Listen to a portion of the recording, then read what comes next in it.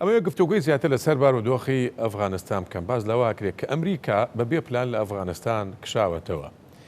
6 ڕۆژی شەبێت تالیبان لە ئەفغانستانان بەڵام وا باسەکرێت کە ژێر 3 شاریان لە ژێر دەستی ئەوان کۆنتترۆل کردوتەوانێ بە کوردیەکەی تالیبان 3 شاری لە دەستداوە باز لەواکرێت کە ئەمریکا دەستبەرداری دۆستەکانی بۆ لە ئەفغانستان و لەوانەشە لە داهاتووە لە عێراق بە هەمان شێوە بێت ئەمانە تا چەند ڕاستن و ڕێیان تێچێت حاڵەتێکی وا دووبارە بنەوە من گفتوگۆی زیاتر لەسەر ئەم بابەتە کەم لەگەڵ مامۆستا ئەستەم کامیل مامۆستای زانکۆ ڕاستە و خۆ میوانی ستۆ دوێشتم مامۆستا ئەستەم بەخێر بێت سپاس دەکەم باز لەواکرێت کە ئەمریکا بەبێ پلان هیچ ئامادەکاریەکی نەکرد یەکسەر هەموو جێشەکەی بردە دەرەوانێ و خواحافیزی لە ئەفغانستان و حکوومەتی ئەفغانستان و گەلی ئەفغانستان کرد ئەمە لە ڕووی شیکردنەوەی سیاسی ڕێی تێ ئەچێ بەبێ پلان ئەمریکا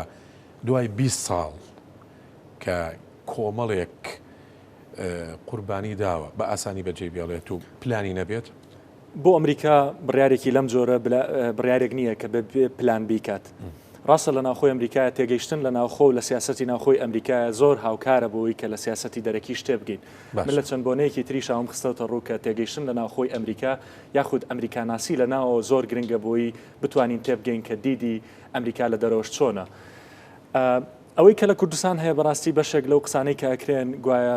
بابەتەکە بە کۆمەڵی کڵێشەی ئامادە ئەخوێنرێتەوە بەردەوامێمە لە کورسان گوێبستی کۆمەڵی گرستە و ئارگومنتە بین کە ئامادەن وەکو کڵێشەی لێ هاتووە هەموو کەس بەکاری هێنێ بەڵام بەڕاستی معریفە و قوڵایی سیاسیان زۆر لە پشتەوە نییە من ئەتوانم چەند هۆکارێک بخەمەڕۆ بەڵێ من ئەتوانم چەند هۆکارێک بخەمە ڕوو کە ئەم بابەتە ئەم کشانەوەیە بۆچی خزمەت بە استراتیجی گەورەی ئەمریکا ئەکات پێش هەموو شتێک ئەمریکا بەم کشانەوەیە جیۆپۆلۆتیک و ستراکچەری ئەمنی ناوچەکە گۆڕێت وردە وردە یەکەمیان بە کشانەوەی لە ئەفغانستان ئەمریکا ئەتوانێت زیاتر واز لەم شەڕە ناوکۆتایانە بێنێ کە باسەکەی وەکو شەڕی ناکۆتا 20 ساڵی خایاندۆ پارێکی زۆری تێچووە بەمە ئەمریکا لە ئەفغانستانە کشێتەوە هەموو ریسۆرس و کەرەستە و توانا و وزەی ئەخاتە خزمەت ئەو ململانیە گەورەیە کە لەگەڵ چینە هەیەی کەواتە کشانەوە لە ئەفغانستان دەرفەتێکی زۆر گەورەتریا بە ئەمریکا کە کۆی تەرکیزی بخاتە سەر ململانێکردنی ئابووری و سەربازی و هەژمونی لەگەڵ چینە ئەمە خاڵی یەکەم خاڵی دووهەم کەواتە چین لە ئەفغانستان گرنگترە بەلای ئەمریکا بەدڵنیاییەوە لە وێنە گەورەکەیە ڕاستە ڕۆژهەڵاتی ناوەڕاست هەندێک هاوکێشەی تیا دواتریش دەتوانین بینە سەر ئەو بابەتە بەڵام لە هاوکێشە گەورەکە بە پلەی یەکەم ململانێکردن لەگەڵ چین و رووسایە بۆ ئەمریکا زۆر گرنگە خاڵی دووهەم ئەوەیە بەکشانەوە لە ئەفغانستان کێشە و بربەست بۆ ڕێگەی ئاوریشمی نوێی چینی دروست دەکات خۆتەزانی لە حاڵەتی دروستبوونی پشێوی و نائارامی لە ئەفغانستانە دەوروبەری ئەفغانستان پاکستان کازاخستان تاجاکستان و هەموو ئەو ستانانەی تری دەوروبەری ئەو گرفتیان بۆ دروستە بێ بەمە بربەست لە بەردەم هەژمون و ڕێگەی ئاوریشمیان دروست دەکرێت خاڵی سێهەم کە گرنگە بیرمان بێ ئەمە لە گۆشەنیگای ناوخۆی چینەوە ئەویش مەسەلەی پرسی کەمایەتیە موسڵمانە سونەکانی وەکو ویگەر ئەفغانستان و چین نزیکی 91 کیلۆمەتری سنووریان بە یەکەوە هەیە ڕاستە ئەو ناوچەیە زۆر شاخاوی و دارستانە بەڵام ئەفکە بە ئەو ئایدیا بگەێنم کە لە دیوی ئەو دیوی ئەم سنوورشەوە مسلمانانی سنەی لێ وگەر ترسی چین لەوەیە کە بە جۆرێک لە جۆرەکان ئەم هاتنەوە سەر حکومەی تالیبان ئەبێ بە ئیلهام بۆ مسلمانانی چین خۆشتەزانی چین لە مەسلەی کەمایەتیەکانە زۆر دەڵەمەیە و زۆر ترسی لەو بابەتە هەیە و بەردەوام ئێمە ئەوەژە بیستین کە لێرە و لەوێ هەڵەسێ بە کەمپینی جینۆساید لە دژی ئەو کەمایەتیانە لەبەرەوە ئەمانە چەند هۆکارێکن لە پاڵ ئەوەی کە لە ماوەی ڕابردووە هەندێک بکوژ و هەندێک کردەوەی تیرۆریستی بەرامبەر بە ستافی نێودوڵەتی و کۆمپانیا نێودوڵەتیەکانی چین لە پاکستان ڕوویان ناوە کە بە کەم تا زۆر لینکیان ئەکرێتەوە بە تالیبانەوە مامۆساستەم باسی ئەوە کرد کە ئەمریکا ئەوێت زوم خاتە سەر چین دەستبەرداری ئەفغانستانە بێت بەڵام خۆ ئەگەر سەیری نەخشەی ئەفغانستان بکەین 6 دەوڵەت بە دەوریا هاتووە کەمترین سنووری لەگەڵ چینە زۆرترین سووری لەگەڵ پاکستانایە بۆچی پێ دوای مەترسیەکە بۆ سەر چینە لێرەیە وەکو باسم کرد مەسلەی بربەست دروستکردن بۆ ڕێگەی ئاوژیشتم مەسلەی ئیلهام بەخشین بە مسلمان کەمایەتی مسلمانەکانی ناوچین مەسلەی ئەوەی کە لە ئەفغانستانە چینەکان بەمانۆی ئەمریکیەکان لە ئەفغانستان چینەکان یەکێک بوون لە سوودمەندە گەورەکان بۆ لەبەرەوەی ئەمریکیەکان ئاسایشیان دابینە کرد کە ئەو ئاسایشە بلیۆنان دلار لەسەر ئەمریکا کەوتووە لە کاتێکە غیتاءێکی بۆ چینەکان و کۆمپانیا چینەکان دروست کردبوو بە ئازادی بگەڕێن بە دوای نەوت و مەواریدە نادرەکانی ترە کانزاکانی ترە. ئەمە بە جۆرێک لە جۆرەکان کۆمەڵێک هۆکارن کەواکەن دینامیکیەتی کشانەوە لە ئەفغانستان زۆر جیاوازتر بێ لە دینامیکەتی مامەڵەکردن لەگەڵ فایلی عێراقا. بەڵامڕێکیترەوە وا ناکە کە ئەمریکا ئەو متمانەیە لە دەست بات کە پاش 20 ساڵ دەست بەدای دۆستەکانی بوو لە ئەفغانستان بۆی هەیە کە بچێتە وڵاتێکی ترەوە بە ئاساین دەست بەداریان بێت. لە ڕاستی ئەمریکا بەو جۆرە بیر لە سیاست ناکاتەوە. ڕاستی دەوروبەرەکەم باسی ئەمریکا ناکەم. ڕاستە لە پەیوەندێنە دەوڵەتەکانە مەسەلەی سومعە گرنگە بەڵام بەرژەوەندەکانی ئەمریکا پێش هەموو شتە. بەکشانەوە بەم چۆڵکردنی فراغە ئەمنیە لە ئەفغانستانە هەر گرفتەکە بۆ چین نییە بۆ رووسیا بۆ ئێرانیشە چونکە ئەوە تا بارودۆخی ناخۆی ئەفغانستانە بینیە توانین بچینە سەر سوناریۆ ناخۆیەکانیش بەڵام وەکو باسم کرد گرنگی ڕۆژهەڵاتی ناوەڕاست وردە تا دێت کەمەکە ئەمەم لە چەندین بۆنەی تری شاباس کردووە. کەمکردنی ئەم گرنگیە پەیوەندی بۆ هەیە کە ئەمریکا ئەوێت تەرکیز و ریسۆرسەکانی بخاتە سەر جێگەیەکی تر چین یەکێکە لە ئەو ململانێ گەورانەی کە ئێستا لەسەر ئاستی دنیا تەحەدای گەورەی ئەمریکاکە لە زۆر ڕۆ لە هەژمونی سیاسی لە هەژمونی اقتصادی بۆیە بە لە دەستدانی گرنگی ڕۆژهەڵاتی ناوەڕاست یاخود ئەوەی کە بەرژەوەندەکانی ئەمریکا ئەم تعبیرە دروسترێک بڵێن کە بەرژەوەندەکانی ئەمریکا لە گۆڕانایە لە ڕۆژهەڵاتی ناوەڕاست سەبارەت بە کەندا و ئەتوانین جیاوازیەک یاخود لێکچوون و جیاوازی بخەینە ڕوو لەگەڵ کەیسی عێراقا. پرسیارەکە ئەوەیە ئایا بە کشانەوەی لە سیناریۆی کشانەوەی تاوەتی ئەمریکا لە عێراق ئایا ئەتوانێت ئەو گرفتانیان ئەو بربەستانە بۆ چین دروست بکات یاخود کشانەوە لە عێراق یەکسانە بە هەمان دینامیکێت و مەعادلەی ناو ئەفغانستان بە دڵنیاییەوە نەخێر. ئەیکەواتە چۆن هێزە ناوخۆیەکان بە تایبەتی شیعەکان لە هەموو بۆنەیەکە داوای کشانەی کۆتایی ئەمریکاکەن ئەگەر ئێوە ئاگاداری هەواڵەکان بن دڵێم ئاگاداریشین ئەمە گوالناکە ئەمریکا فعلن بکشێتەوە بە کۆتایی لە ئێستاە بۆ بەشێکی زۆر لە هێزە ئیسلامیەکانی ناوچەکە لە ناویشانە هێزەکانی حەشد و ئەوانی تر تووشی جۆرێک لە دەهشە و شۆک بوون. خۆشحاڵەکان ئەوەندەی بە کشانەوەی ئەمریکای ئەوەندە بە معادە لە ناوخۆیەکانی ناو ئەفغانستان نییە کە ڕووداوەکانی داهاتوو چی بۆ ناوچەکە ئەهێنێت. ئەمە بابەتێکی تر مەسلەی کشانەوەی ئەمریکا لە عێراق ڕەنگە بەم نزیکانە ڕاستە ئەڵێن هێزە شەڕکەرەکانی ئەکشێنێتەوە بەڵام ئەم هێزە شەڕکەرانە ڕەنگە لە دوای 2010ەوە لێرە نەمابن لە دوای کۆتایی تا ئەوەی کە مەترسی داعش تا حدێکی زۆر کەم بووەوە ڕەنگە هێزە شەڕکەرەکانی بردبێتە دەرەوەی عێراق. مەسلەی کشانەوە لە عێراق هەر پەیوەندی بە عێراقەوە نییە بەڵکو پەیوەندی بە ئەمنی ڕۆژهەڵاتی ناوەڕاستیشەوە هەیە. یەکێک لە ئەولویەتە گرنگەکانی ئەمریکا لە ڕۆژهەڵاتی ناوەڕاست ئەوەیە کە بلۆکێکی زۆر بەهێز لە ناوچەکەیە تاکە بلۆکێکی زۆر بەهێز لە ناوچەکەیە دروست نەبێت. یعنی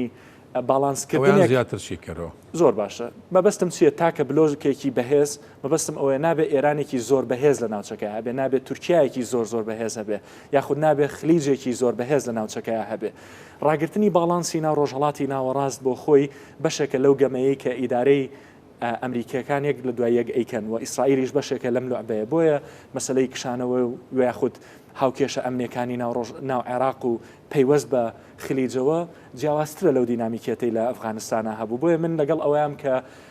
بەراوردێکی ڕەها لە نێوان ئەم دووێنەیە نەکەین بڵین مادام لە ئەمریکا لە ئەفغانستان کشاوەتەوە یەکسەر هاوکێشەکە بۆ جۆرێ ئەمریکا لە عێراقیژە کشێتەوە. بەڵام لێرە گرفتێک هەیە کە شایانی ئاماژە پێکردنە. میلەتانی ئەم دەوروبەرە چ لە بابەتی ئەفغانستان و چ لە بابەتی ئێمە جۆرێک تووشی ئیدمانی پاڵپشتی دەرەکی بوون. یعنی ئێمە کاتێککە بابەتەکە یەتە سەرەوەی کە ئەمریکا ئەکشێتەوە یاخود ناکشێتەوە ترسێکی زۆرمان لێنیشە بەڵام دەنگی جدیش هەن لە ناو ئەمریکای بازلەوەکەن لە حاڵەتی کشانەوەی ئەمریکا لە ئەفغانستان ڕەنگە دەرفەتێکیش بێ بۆی ئەم میلەتانە لەسەر پێی خۆیان بۆستن و تەجروبەی حکومڕانیکردنی خۆیان پیادە بکەن. بەڵام پرسیارەکەەوە ئایا تەجروبەی حکومڕانیکردنی خۆیان سەرکەوتووە بێت؟ باشە بچێنە ناوخۆی ئەفغانستان 3 شار لەژێر دەسەڵاتی تالیبان دەرهێنراون ئێستا.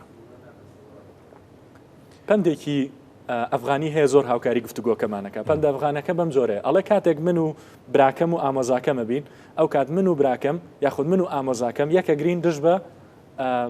براکەم یاخود بە ئامۆزاکەم باشە دوان لەو سێ کەسە دوانیان یەکە گرنگش بە کەسی سێهەمیان بەڵام کاتێک تۆی بێگانەیتە ناو معادلەکەەوە ئەو کات من و براکەم و ئامۆزاکەم یەکە گرنگش بە تۆ تەجروبە مێژوویەکان ئەمەیان سەلماندووە بەڵام خۆ تالیبان ینی بێگانە نییە بە ئەفغانیەکان ئەفم کە ویستم ئەمە تاوا بکەم تەجروبە مێژوویەکان ئەویان سەلماندووە کە چ هاتنە ناوەی هێزی بیانی لە بابەتی رووسیا و لە بابەتی ئەمریکا بووم بە بەشێک لە سەرچاوی شکستوانیوان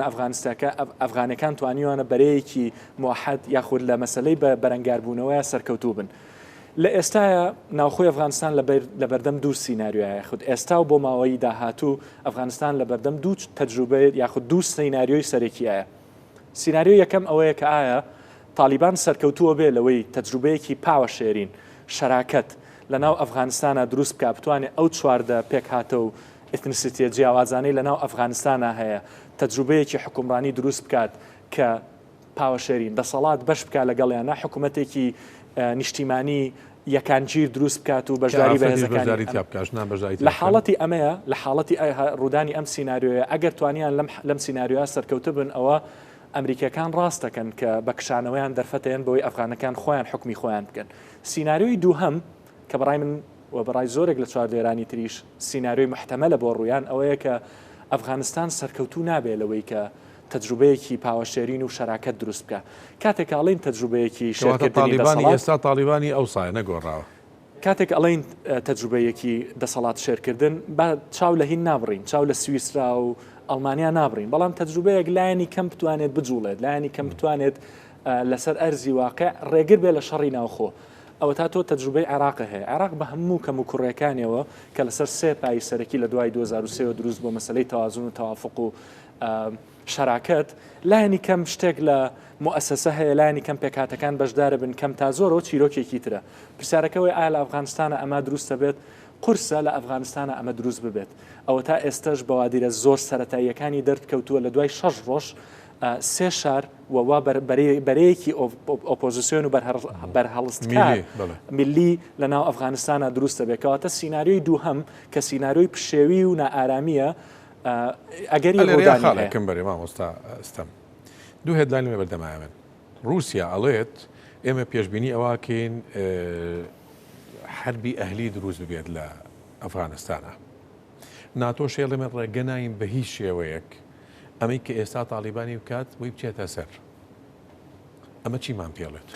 ئەومان پێڵێ ناوچەکە لە بەردەم گۆڕانی ئەمنی و جۆپۆلۆتیکیایە کاتێک کە باسی چینم کرد کە ئەمریکا بەم جوڵەیە زۆرترین بەربەست بۆ چین دروست دەکات پرسیارەکە ئەبێ بۆی کە ئایا چین یاخود رووسیا هەوڵەیەن ئەو گاپە لە دەسەڵاتی کە دروست بوو یاخود بەر بەم پشێوەیە بگرن بۆی کە ڕاستەو خۆ تەداخلی ناو عملی سیاسی و عسکەری ناو ئەفغانستان بکەن من ئەوەندەی متابعی میدیا و دامەزراوە چینیەکانم کردووە لەم بابەتە ئەفغانستان بە قەبری ئیمپراتۆریەتەکانە ناسرێ وەکو باسم کردتاوەکو ئێستا رووسیا پندێکی رووسیای دایەوە بۆی کە هاتۆتە ناو ویستۆتی داگیری بکە و دوایی براکان و ئامۆزاکان و هەمویان یەکیان گرتووە دش بە داگیرکاریەکی دەرەکی بەریتانیا و بەڵێ پاشان ئەمریکیەکان لەبەرەوە چینیەکان زۆر قەلەقن لەوەی کە ڕاستە خۆ دەرگیری ئەمە نەبن بۆیە ئەم بەم فراغە ئەمنیەی کە لە ناوچەکەیان دروست بۆ گرفت بۆ لە حاڵەتی ڕوودانی پشێوی زیاتریا گرفت بۆ ئێران و رووسیا و چین دروست دەکات بەڵام پرسیارەکە ئەوەیە ئایا ئاستی پشێوەکان تاکوێ ئەبن ڕێکخراوە نێودوڵەتیەکان خۆتەزانی لەم منتیقانەی ئێمە چی و ئێن چی ناتۆ و چی ڕێکخراوەکانی تر بەردەوام لە بەردەم ڕەخنیان ئەڵێن ئێوە غیتائێکی نێودوڵەتین بەڵام لە ئەسەر ئەرزی واقع زۆر سەرکەوتونین بۆیە بابەتی ئەوەی کە ناتۆ یاخود ڕێکخراوەکانی تر بتوانن تاکوێ بەر بە ڕووداوەکان بگرن ئەوە پرسیارێکی کراوەیە بەڵام ئەگەری ڕوودانی کاریگەردانە ئەفغانستان بەبێ هاوکاری دەرەکی نەتوانێەوە بژی وڵاتە کۆمەک بەخشەکان ئامادەن مامەڵە لەگەڵ تاڵیبانێکی نوێ بکەن من تۆزێک بەگومانم لە مەسلەی تالیبانی نوێ لەم چەمکەی کە هاتۆتە پێشەوە لە میدیایی تقریبا کوردی و لە میدیای ساڵ هەر بێ بڵین تالیبانێکی نوێ تالیبانێکی نوێ کاتێک گێتە سەر ئەوە نوێ لە چ ڕوویەکەوە ئەبێ پرسیارەکە لە چەند ئاستێک لە فڕۆکەخانە بکە لە فڕۆکەخانەکە با دەست پێ بکەین کە ڕێگری ناکەن لەو ئەفغانیانی ئەیانوێ لە ڕێی ئەمریکا بچنە دەرەوە ڕووداوەکانی ئێستا جیاوازە لە ڕووداوەکانی چەند مانگی داهاتووکەیەت بەڵام وەکو باسم کرد دەتوانین لەسەر دوو ئاست ئیمتیحانی ئەم تالیبان چەمکی تالیبانی نوێ بکەین ئیمتیحانی یەکەمەوەیە کە ئایا ئەتوانێت مۆدلێکی سەرکەوتووی پاوەشێرین لە سەڵات بەشکردن لەگەڵ هێزەکانی تری ناو ئەمان قورسە پرسیاری دووەمەوەیە کە پایەسەرەکیەکانی ئایدۆلۆژیای ئەو ئایدۆلۆژیایی کە تالیبانی لەسەر وەستاوە ئایا ئەتوانێت گۆڕانکاری بەسەرا هاتووە یاخود ئەم پایانە هیچ گۆڕانکاریێکی ئەوەندە گەورەیان بەسەرا هاتووە بۆ ئەمەش پێویستە پرسیاری ئەوە بکەین ئایا پەیوەندی تالیبان و مۆسیقا پەیوەندی تالیبان و ئافرەت پەیوەندی تالیبان و جیاوازی پەیوەندی تالیبان و بەشداری بکەن لە پەیوەندی تالیبان و جیاوازێ نەتەوایەتی و ئاینی و تا حدێکی تر ئیلحادەکانی تریش چۆنە بێت لە ئێستا چیرۆکێکی زۆر سەرنجڕاکێشە من حەزەکەم نەقلیکەم بۆ میدیای کوردی ئەویش پەیوەندی تالیبان و مۆسیقایە ڕەنگە تۆ بەلاتەوە سیر بێ کە بۆ لەناو ئەو هەموو بابەتەیە تالیبان و مۆسیقا بەڵام مەحەدێکی نیشتیمانی مۆسیقی هەیە کە لەم چەند ساڵەی ڕابردووە سمبولی ئەو گۆڕانکاریانن کە بەسەر شوناسی ئەفغانیا هاتووە کۆمەڵێک مۆسیقاری گەورە لە دنیاە وانەی تیاوتۆتۆ نزیکی 400 کە ستافیان هەبووە ئەم باندە لە مۆسیقا ئەوەی کە زۆر ناوازە بوو سەرنجی دنیای بەسەر بەلای خۆیان ڕاکێشا بوو ئەو بوو کە منداڵانی هەتی و بێدایک و باوک و بێلانە و ئەوانیان کۆ کردەوە لە ناو ئەفغانستانە ئەیان کردن بە مۆسیقار و لە ئۆرکستراکانە بەشداریان پێکردن جا هەم لە ناوخۆی ئەفغانستان و هەم لە پانتایە دەوڵەتەکانیشە ئەو تیمە مۆسیقارانە ئەچوونە دەرەوە و چ مۆسیقای غەربی چ مۆسیقای شەرقیان ئەژەند لە ئێستا مۆسیقارێکی گەورەی ئەمریکی وەکو ویلیەم هاروی کەوتۆتە سەر خەت بەوەی کە وردە وردە ترسی ئەویان لێ نیشتووە کە لە ناوخۆی ئەفغانستانە لە ناوخۆی ئەفغانستانە تالیبان جارێکی تر ڕێگە نایە بە غەیری ئەو مۆسیقایانەی کە خزمەت بە ئایدۆلۆژیا ئاینەکەی خۆیەکە ڕێگە نایان بە هیچ جۆرێک لە مۆسیقای تر لە دەرەوەی خۆیان بژین ئەمە وەکو نمونەیەکی بچکۆلە هێنامەوە کە ئەگەر تالیبان ئەو خەڵکانەی کە لە دەرەوەی مۆسیقای باوی ئایدۆلۆژیای ئەفغان بن دەرفەتی ئەویان نەبێ بژین لە ناو ئەفغانستانە هەرز بە مەترسی بۆ سەرژیانی خۆیان بکەن بۆ بابەتەکانی تر لە بابەتی تەسامح و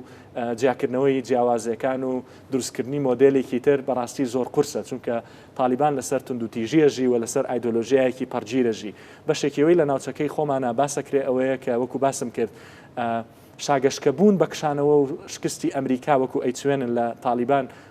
لە ئەفغانستانە وای کردووە کە ئارگومنتەکە بەرین بۆ ئەو سەری هێڵەکەش بڵین ئەفغانستانی نوێ هاتوو تالیبانێکی نوێ هاتوو شتێکی زۆر گەورە گۆڕاوە من بۆ نمونەی باسم کرد و بەدایان نمونەی ترجارێ زۆر بڕیارەبین زۆر بڕیار بین بەڵام بەڕاستی من گەشتبین نیم بە چەمکی تالیبانی نوێ باشە دوپرسیاری من مامۆستاستەم ئەوەیە ئەو کەسانی کە ئەیانەوێت لە ئێستاوە هەڵبێن لەژێر دەسەڵاتی تالیبانە بۆی هەیە ئەگەر دەرفەت نەبوو هەڵبێن لە ئەفغانستان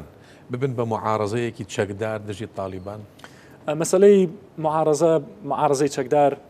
پرسیارێکی کراوەیە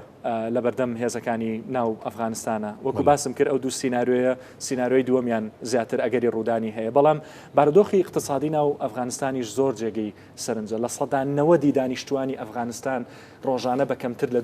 $2 ئەژی برسێتی و هەژاری دەرفەتێکی زۆر ئەکاتەوە بۆ مەسەلەی نائارامی ئەمنی و سیاسی لەبەرەوە بێ بیرمان بێت کە ئەرزیەتێکی باشی هەژاری و فقر هەیە کە ئەتوانن هێز و هێزە نێودوڵەتەکان و هێزە دەرەکیەکانیش چ لە بابەتی خەلیج چ لە هێزەکانی تریش درگا ئەکاتەوە بۆ تەداخولاتێکی ئاسانی ناو معادلاتی سیاسی ئەفغانستان مامۆستاستەم کامیل مامۆستای زانکۆ ڕاستەوخۆ میوان نیست تۆ دوی هەش بوویت سوپاس بۆ ئەمەدە بوو خۆشحاڵ بوون